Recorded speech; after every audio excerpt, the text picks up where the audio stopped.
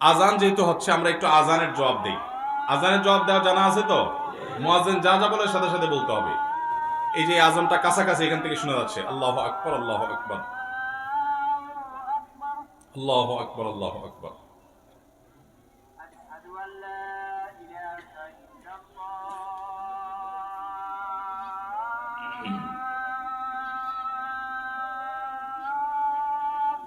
আশহাদু আল্লা ইলাহা ইল্লাল্লাহ।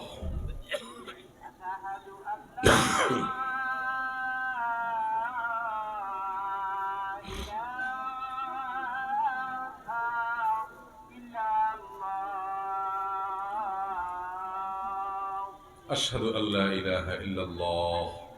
আশহাদু আন্না মুহাম্মাদার রাসূলুল্লাহ।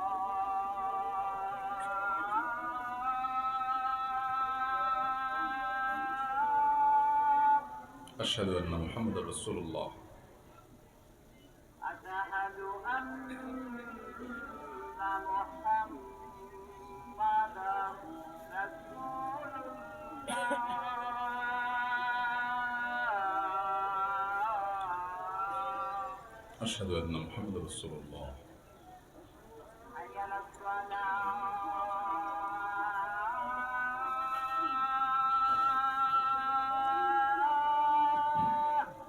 লা হাওলা ওয়ালা কুওয়াতা ইল্লা বিল্লাহ।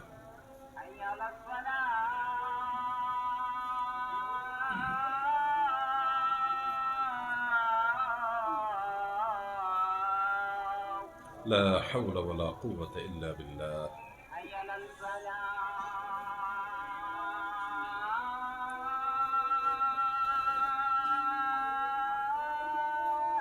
লা হাওলা ওয়ালা কুওয়াতা ইল্লা বিল্লাহ।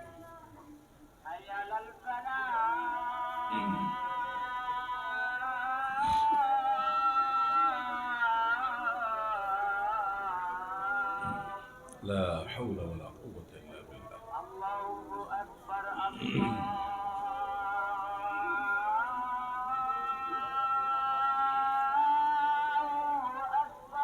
الله أكبر، الله أكبر.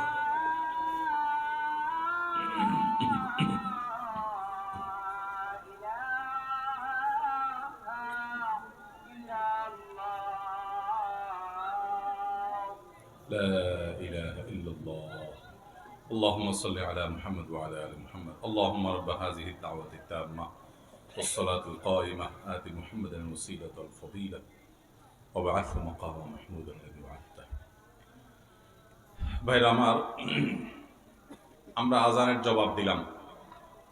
আগে থেকে আজানের জবাব দেওয়ার এই নিয়ম কারা কারা জানেন? একটু হাত তোলেন। সবাই জানেন? তাহলে তার ওয়াজ টোয়াজ দরকার নেই এলাকায়। এত জান্নাওয়ালা মানুষ থাকলে আর ওয়াজ দরকার কি? মাগরিবের আজান হয়েছে তো আজকে, তাই না? এলাকায় কারা কারা মাগরিবের আজানের জবাব দিছেন? ওয়াজ মাহফিলে মসজিদে বসে আছেন কিন্তু, জেনে শুনে হাত তুলেন কিন্তু। কারা কারা মাগরিবের আজানের জবাব দিয়েছেন তারা হাত তোলেন শুধু।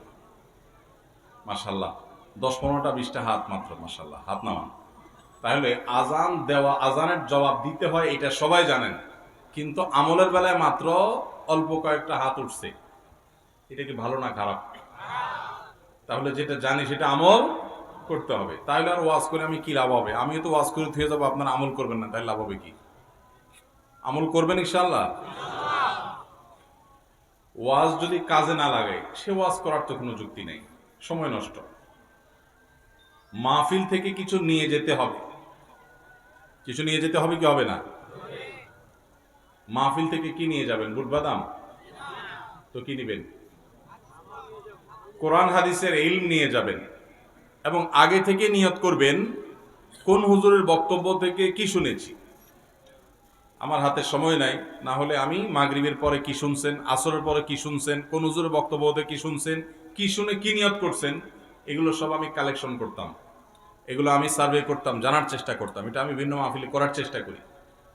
কারণ ওয়াজ শুনতে শুনতে রাত 12টা পর্যন্ত একেবারে আপনি কাত হয়ে চিত হয়ে গেছেন, আমলে বেলা ঠনঠন, কোনো পরিবর্তন নাই। এ ওয়াজ শোনার কোনো লাভ আছে? কোনো লাভ নেই।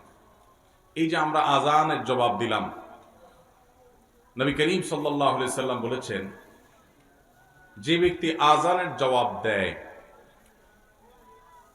ওই ব্যক্তিকে আল্লাহ রাব্বুল আলামিন মুয়াজ্জিন আজান দিয়ে যে পরিমাণ সওয়াব পায়, আজানের জবাব দিলে আল্লাহ তাআলা তাকেও সেই পরিমাণ সওয়াব দান করবেন। মুয়াজ্জিনের সওয়াব সম্পর্কে ধারণা আছে, আইডিয়া আছে? আল্লাহু আকবার। ইমামতি মর্যাদাপূর্ণ কাজ, কিন্তু সওয়াবের বিচার যদি করেন, আজানের এত বিপুল পরিমাণ সওয়াব আছে যে আজানের মর্যাদা যদি আমরা জানতাম, মহল্লাগুলোতে মুয়াজ্জিন নিয়োগ দেওয়া লাগতো না। এলাকাবাসী কামড়া কামড়ি করে, নিজেরা কম্পিটিশন করে তারা আজান দেওয়ার চেষ্টা করতো মসজিদে। ভাইরা আমার, মুয়াজ্জিন যখন আজান দেন, মুয়াজ্জিনের আজান শুনে যত মানুষ নামাজ পড়তে আসে, সবাই যার যার নামাজের সওয়াব তো পাবেই। মুয়াজ্জিন সাহেব তার আজান শুনে যেহেতু সবাই আসছে, তার ডাক শুনে যেহেতু আসছে, তার আহ্বানে যেহেতু আসছে, এই জন্য যত মানুষ তার আজান শুনে নামাজ পড়েছে তাদের সবার সমপরিমাণ সওয়াব আল্লাহ তাআলা মুয়াজ্জিন সাহেবকে দান করেন।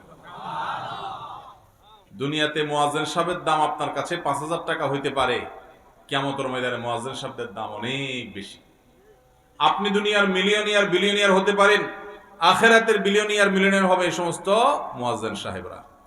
তো মুয়াজ্জিন সাহেবদের সওয়াবের দৌড়ে যদি তাদেরকে ধরতে চান বা তাদের পিছে থাকতে চান, তাহলে আপনাকে নিয়মিত আজানের জবাব দিতে হবে। আজানের জবাব কিভাবে দিবেন?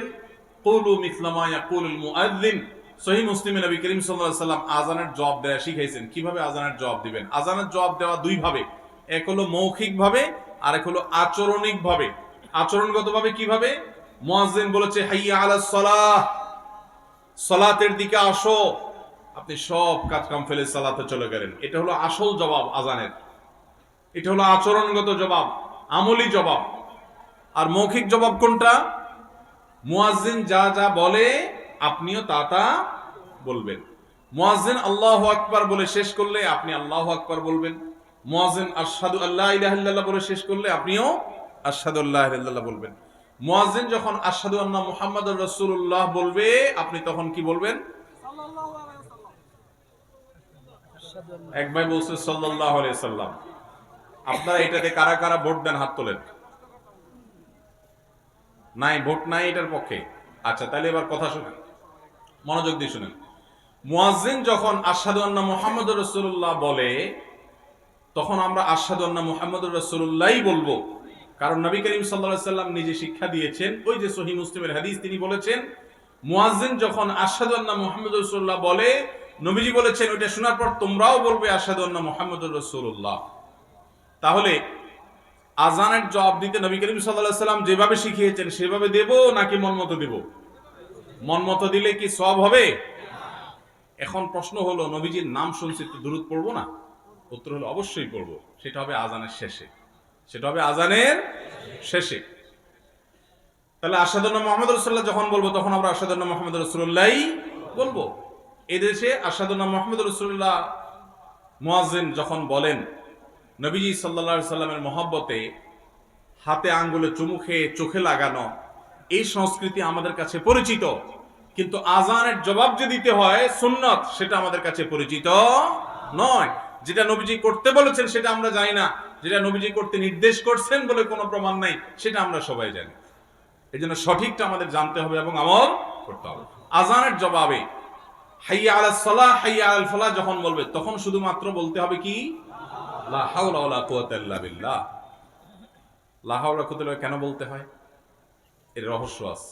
রহস্য হলো, মুয়াজ্জিন যখন বলে হাইয়া আলাস সালাহ, তোমরা সালাতের দিকে আসো, নামাজের দিকে আসো, মুয়াজ্জিন যখন বলে হাইয়া আলাল ফালাহ, তোমরা সফলতার দিকে আসো, তখন আমরা বলি লা হাওলা ওয়ালা কুওয়াতা ইল্লা বিল্লাহ, যার অর্থ হলো কোনো ভালো কাজ করার ক্ষমতা, কোনো মন্দ কাজ থেকে বেঁচে থাকার ক্ষমতা আল্লাহ তৌফিক না দিলে কারোর হয় না। এই জন্য আমি নামাজে যাওয়ার নিয়ত করলাম, ভালো কাজ যাওয়ার নিয়ত করলাম, কিন্তু সেই সাথে এই বাক্য উচ্চারণ করার মধ্য দিয়ে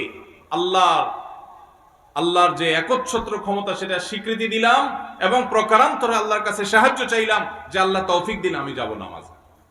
এই জন্য হাইয়া আলাস সালাহ হাইয়া আল ফালাহ বলার সময় লা হাওলা ওয়ালা কুওয়াতা ইল্লা বিল্লাহ পড়তে হয়। এরপর আল্লাহু আকবার লা ইলাহা ইল্লাল্লাহ বলার সময় আবার যা আছে তা আল্লাহু আকবার আল্লাহু আকবার লা ইলাহা ইল্লাল্লাহ। এইভাবে আজানের জবাব দিতে হয়। আজ থেকে আজানের জবাব দেব তো ইনশাআল্লাহ। এখন প্রশ্ন হলো, এক এলাকায় এই যে অনেকগুলো আজান চলছে, আমরা কয়টার জবাব দিব? এই যে আমরা আজকে কোনটার জবাব দিলাম? সবচেয়ে কাছের যেটা আমি শুনতে পাইলাম, সবচেয়ে নিকটবর্তী যেটা আমি শুনতে পাইলাম, এটা দিলাম। এখন এটা দিয়ে শেষ করার পর যদি আরেকটা শুরু হয়, যদি সময় থাকে, সুযোগ থাকে, ওইটারও জবাব দিলেন। আর সুযোগ না থাকলে নাই, আপনার এলাকারটা কাছেরটা আপনি জবাব দিলেন। আজ থেকে আমলটা করবেন তো ইনশাআল্লাহ? কারা কারা সত্যি করার নিয়ত করছেন হাত তোলেন। আল্লাহ আপনি সব হাতগুলোকে কবুল ও মঞ্জুর করেন। আল্লাহ আমাদের ভাইদেরকে আমল করার তৌফিক দান করেন। মরণ পর্যন্ত আজানের জবাব দেওয়ার তৌফিক দান করেন। শুধু মুখের জবাব নয়, শারীরিক জবাব, মসজিদে উপস্থিত হয়ে জবাব দেওয়ার তৌফিক দান করেন। মাশাআল্লাহ।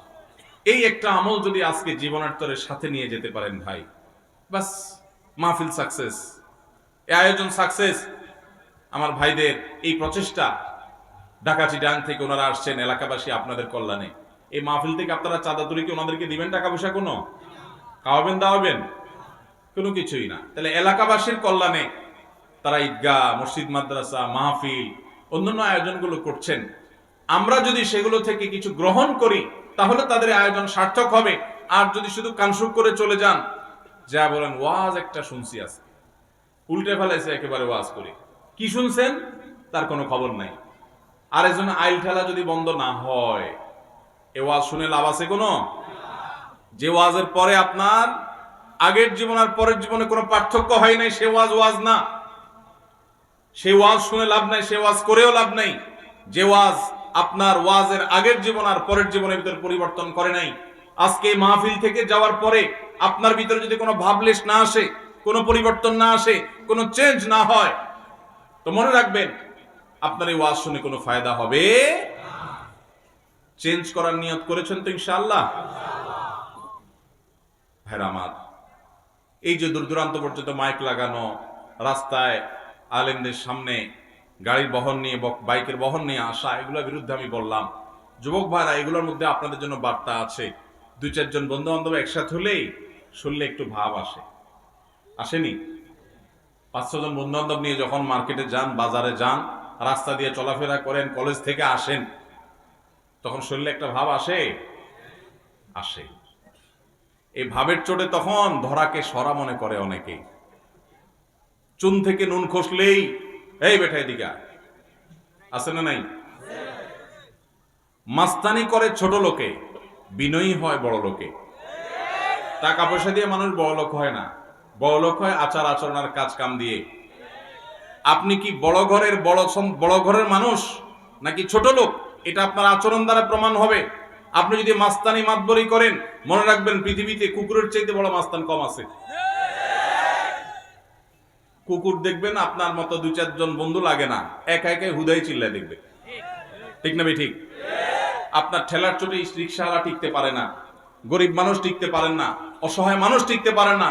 গায়ের জোরে একটু দুর্বল হয়েছে বেচারা, চুন থেকে নুন খসছে, ডেকে এনে চাপ থাপ্পড় দিয়ে বসেন, ঘুষি দিয়া বসেন, গালি দিয়া বসেন। কিয়ামতের ময়দানে এই লোক, আল্লাহর শপথ করে বলি, এই লোক হাজির হয়ে যাবে এবং আপনার এই অপব্যবহার, আপনার এই দুরাচরণের জবাব সেদিন দিতে হবে, বিচার সেদিন হবে। আল্লাহ তাআলা বলেছেন, ওমাই ইয়ামাল মিসকালা যাররাতিন শাররান ইয়ারাহ, যাররা পরিমাণ খারাপ কাজ করবেন মুখোমুখি হইতে হবে তার পরিণামে। এজন্য মাহফিল থেকে শিক্ষা নিয়ে যাব যে কোনোদিন কাউকে কষ্ট দেব না ইনশাআল্লাহ, কারোর কষ্টের কারণ হব না ইনশাআল্লাহ, কোনোদিন কারোর কষ্ট দেব না। পারলে উপকার করব, না পারলে চুপ থাকবো। শরীরে ভাব আসলে নিজের মনকে বলবো, এই ভাব দূর হইতে সময় লাগবে না, দূর হইতে সময় লাগবে। এজন্য বিনয়ী হয়ে চলবো তো ইনশাআল্লাহ। এলাকা সুন্দর হবে, দেশ সুন্দর হবে যদি আমাদের আচরণ সুন্দর হয়। আমাদের যুবকরা যদি সমাজমুখী কাজ করে, আমাদের যুবকরা যদি সমাজের জন্য ভালো কাজ করে, মাস্তানি, গুন্ডামি এবং গায়ের জোর খাটায়া দুর্বলদের উপরে জুলুম যদি না করে, তাহলে দেশ সুন্দর হয়ে যাবে। আমাদেরকে সুন্দর দেশ গড়তে হলে অনেক বেশি কিছু করতে হবে না। আমরা যদি সবাই সবার অধিকারগুলো দেয়া শুরু করি, কেউ যদি কারোর কোনো কষ্টের কারণ না হই, কারোর সাথে মাতবরি, সরদারি, গুন্ডামি এবং গায়ের জোর খাটানোটা না করি, তাহলে এই দেশ এমনি স্বর্ণের দেশ হয়ে যাবে ইনশাআল্লাহ। আমরা মুসলমান, ওয়াজ শোনার ব্যাপারে উস্তাদ। হাজার হাজার যুবক ওয়াজ শুনে ঘন্টায় ঘন্টা বসে, মাগার যুবক ওয়াজের উপরে আমল করার প্রশ্ন আসবে যখন পাবলিক বাসে উঠছেন 4-5 বন্ধু মিলে, ডাকছেন কন্ট্রাক্টরকে ভাড়া নেওয়ার জন্য, একবার বেশি দুইবার ডাকছেন, বেচারা শুনে নাই, অন্য মনস্ক ছিল, এরপর ডাইকায় না কলার ধরে বলছে নাই বেটা, কথা কানে যায় নাই, এরপর দিলেন দু চারটা চটকনা। এইটা যদি হয় তাহলে আপনার এরকম শত শত ওয়াজ মাহফিলে শুয়ে গড়াগড়ি খাইলেও 2 পয়সার কোনো লাভ হবে। আর যদি এখান থেকে শিক্ষা গ্রহণ করে কোন দুর্বলের উপরে আঘাত করার আগে আপনার হাত থেমে যায়, আপনার মুখ থেমে যায়, আপনার বিবেক সেখানে যদি কাজ করে, অ্যাক্টিভ হয়ে যায়, তাহলে মনে করতে হবে ওয়াজ আপনাকে কাজ ধরেছে, ওয়াজ আপনাকে এফেক্ট করেছে, ওয়াজ আপনাকে সুপথে এনেছে, তাহলে এটাই হবে আপনার সার্থকতা। সেই যুবক পাওয়া কঠিন যেই যুবক তার যৌবনে কোনো মানুষের উপরে মাস্তানি মতবারি করে নাই, কারোর উপর দুর্ব্যবহার করে নাই, গায়ের জোর খাটা নাই, অন্যায় জুলুম করে নাই, খারাপ কাজ করে নাই, হারাম সম্পর্ক করে নাই। এইরকম যুবক পাওয়া এখন সোনার হরিণ হয়ে গেছে। কিন্তু যদি সেই কাজটা আপনি করতে পারেন, আল্লাহর কাছে সবচেয়ে প্রিয় যুবক হবেন, আপনি সবচেয়ে সাকসেস যুবক হবেন, সবচেয়ে আদর্শ মুসলমান হবেন। সেই মুসলমানই স্পেন বিজয়ী তারেক বিন জিয়াদের মতো মুসলমান হবে, সেই মুসলমানই, সেই যুবকই ইনশাআল্লাহ মোহাম্মদ বিন কাসেমের মতো ভারতবর্ষ বিজয়ী যুবক হবে। সেই যুবকই মুসলমানদের সেই হারানো গৌরবকে পুনরায় উদ্ধার করতে পারবে। সেই যুবক নয় যে যুবক মাহফিলে পরে মাহফিল করে, ভলান্টিয়ার পরে ভলান্টিয়ারি করে, হুজুরের গায়ের আগেও থাকে পিছেও থাকে, হুজুরের সাথে ছবি বৈশাও নেয়, কাইথইয়াও নেয়, লাভ নাই, কোনো লাভ হবে না।